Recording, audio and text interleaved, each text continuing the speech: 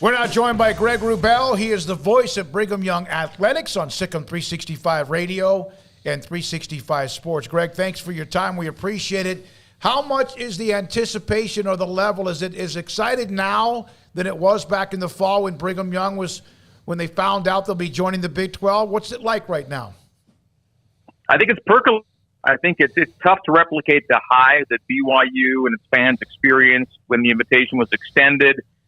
Because there's such a time lapse between the invitation and the actual entrance into the league. So while there are certainly a lot of folks working crazily hard behind the scenes to make this come off the right way, from an outsider's perspective, a fan's perspective, they're having to wait a long time till competitions are held and results are completed and you start showing up in the league standing. That said, we know that, for example, AD meetings coming up, that's a step.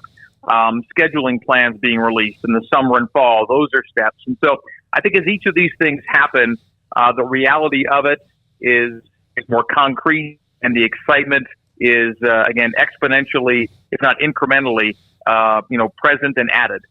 With this schedule they've been playing, obviously they've proven that they're ready to go to a Power 5 league right now. There's no doubt about that. They've been doing that for the last couple of years, playing pretty much any and all comers, anybody who'll schedule them. Recruiting wise, how have you seen maybe an uptick in interest in BYU, and that they are somebody who, because of their religious affiliation and academics and all that, would have to recruit a little bit differently than anybody else? But have you seen that interest in buzz grow even more outside the community of people interested because of the Big 12? Oh, there's no doubt that P5 inclusion is a factor. And just in state, there will have been some recruiting battles BYU lost to Utah over that P5 membership that now, they can be more head-to-head with Utah in that instance. And so if especially a good player from the state of Utah is choosing between those two schools, it's much more equitable unless they're, going to BYU for reasons other than what might influence, someone looking at P5 versus non-P5. And again, on that note, you kind of brought it up, BYU is a unique fit. BYU is going to draw, student athletes who might not even consider other schools because of their desire to attend an institution like BYU. But when it comes to those who aren't necessarily, growing up, in the area or have always thought about BYU, now BYU gets in the door with those student athletes because of its P5 membership. There's no doubt about that. And they'll have to have an uptick in recruiting because of the caliber of competition in the Big 12. Now, there has been this great, decade-long period of transition where they've been able to play so many P5s. And so as a result, have to recruit better to win a fair share of those games. And they've done that. But I think even though BYU casts maybe a narrower net than most schools, it'll be a wider net than they've been casting maybe over the last 10 years. Greg, there's a lot of talk, around college football right now about divisions and conference title games and all of that. I know that the Big 12 is really kind of trying to put the bow on the exit of Texas and Oklahoma. That's got to happen first before, everything happens. But there's going to be that year lap over.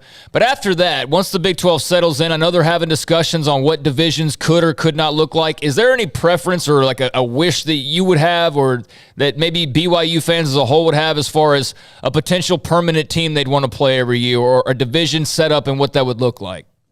Well, the trend right now is coming back to the Big 12, which is divisionless. And I realize it's different if you're bringing in 4 and keeping Texas and OU. Divisions might make it. There are 14 team leagues out there that are going away from divisions anyway, and so it could be that the Big 12 is ahead of the curve that way, and already having a championship game without divisions. Everyone seems to want to do that too. I don't think anybody would complain if the Big 12 did end up, divisionless. And to me, the bigger question, you kind of hit on it, was, do Texas and OU stay for a year? Do they stay for 2 years? Does something happen to where the transition is so clean that 4 come in and 2 leave at the same time? I think all these things are on the table.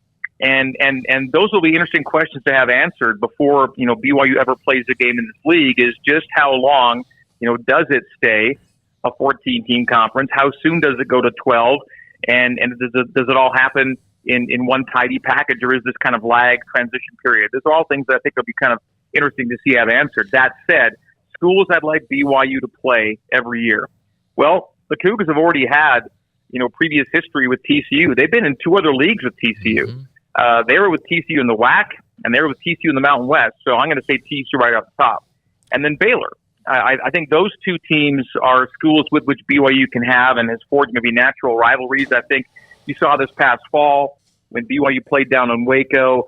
The 2 presidents seem to really have, kind of a common linkage in terms of purpose and maybe even kind of the profiles of their respective institutions. Then the game and the reception the BYU fans got there, I thought was tremendous. I would love to see Baylor and TCU be 2 schools that BYU sees on an every year basis at the very least. Was there any irony and we did not know about the Big 12 expansion at this time a year ago, up until middle of July. Heck, we're at Big 12 Media Days, and then pop, the story hits Oklahoma, Texas, and the SEC. How ironic was it the same year that Baylor and Brigham Young were going to play each other? You want to repeat that last part? You cut out for the last 5 seconds. Yeah. How ironic was it that all this happened in a year that Baylor and Brigham Young were going to play each other and start a 2-year series? Yeah, and it ended up being a sneak preview, right, of what was to come. It was just so fortuitous because when they scheduled, it was going to be nothing more than an attractive non-conference contest, and then it became something that kind of gave us a look at what the future would look like for BYU down in Big 12 country. So it was incredibly fortuitous, but I thought it also resulted in something it felt kind of natural and organic that BYU and Baylor could kind of kick off a rivalry of sorts and then have Baylor come back the next season. Baylor will be playing at LoVett Stadium here on September 10th. That'll be BYU's home opener. And so that's going to be another, incredibly fortuitous date. The fact that the first home game for BYU this season will be against a future Big 12 rival. It's the only future Big 12 rival that BYU has on the schedule this year. So that will make it interesting as well. And so I'm just glad it turned out the way it did, even though we didn't know at the time what it would really mean. It does kind of give you kind of a ramp up. And I really do think that BYU found out last year on the field and off what it was like to play in the Big 12, what it would take to compete and win in the Big 12, because Baylor was a very good team that day. And although BYU played well, didn't get destroyed, there was, there were some differences and some gaps BYU saw would have to make up to compete with teams like Baylor on a year in, year out basis in the Big 12. I thought it was a great experience to have happen. And I also like the fact that, Jeff Grimes had gone from BYU to Baylor, and Coach Mateos had gone from BYU to Baylor. There was some crossover there, some familiarity there, and that was a neat part of it as well. Thank you for letting that happen, by the way, Greg, because those two have been remarkable at what they meant to the Baylor offense. Well, we missed them, clearly, when they left, but I think BYU did a fine job in kind of trying to fill their shoes. No doubt BYU's happy with the direction of the offense and the offensive line. But those are two pretty special people, and just so happy to see them having success.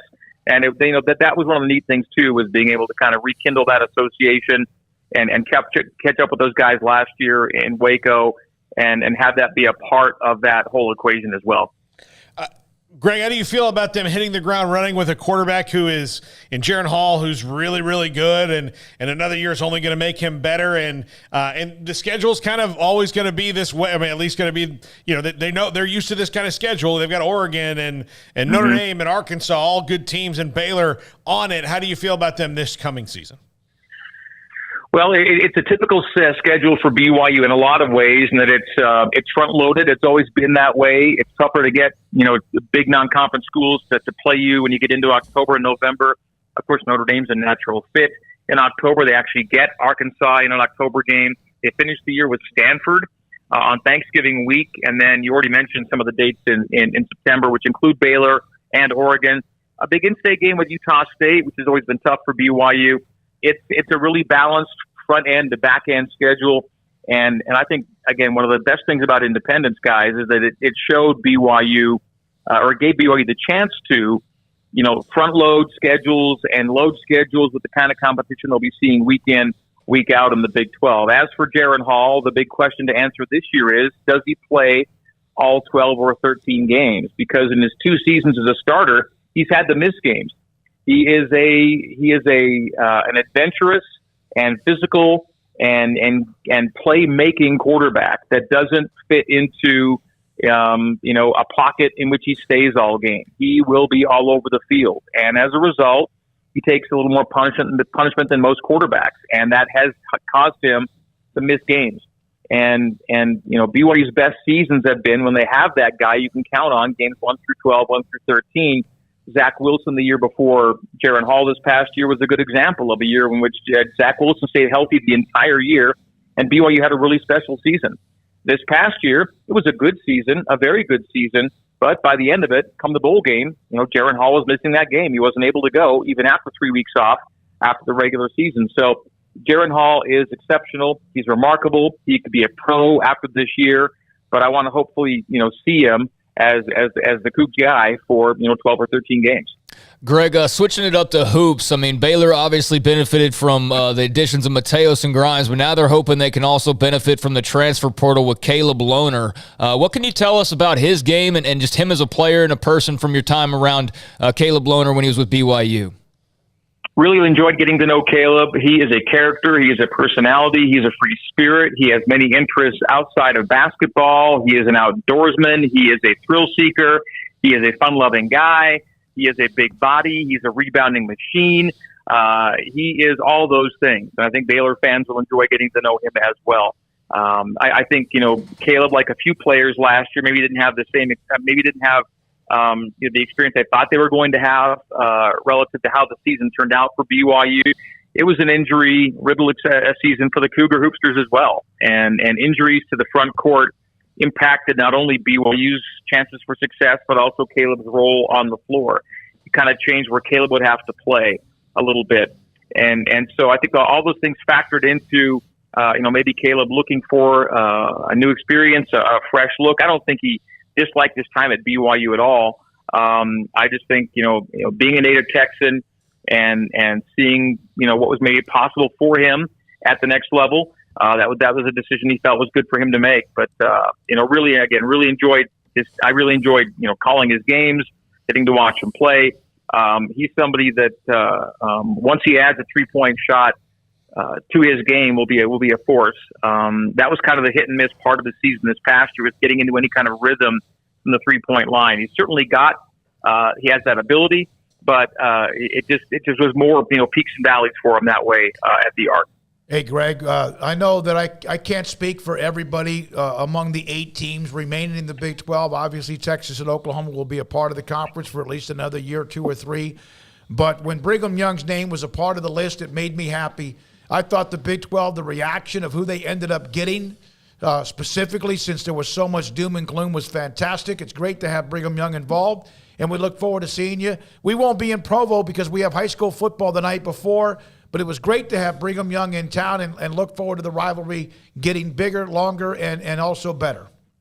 It was a special experience being down in Waco and reconnecting with John Morris and looking forward to many more seasons ahead as conference rivals and getting to different venues in the league. I've been doing this a long enough time to have been in, 3 different conferences, the WAC, the Mountain West, the West Coast Conference, and now to get this chance to call games in a 4th league and a P5 conference against schools like Baylor and so many others. It's a thrill professionally, and I know Cougar Nation could not be more excited to get this underway. It's going to be a great number of years to come, no doubt. No question. Greg Wrubell, thank you for your time. We appreciate it. Voice of Brigham Young Athletics with us on Sikkim 365 Radio and 365 Sports. We have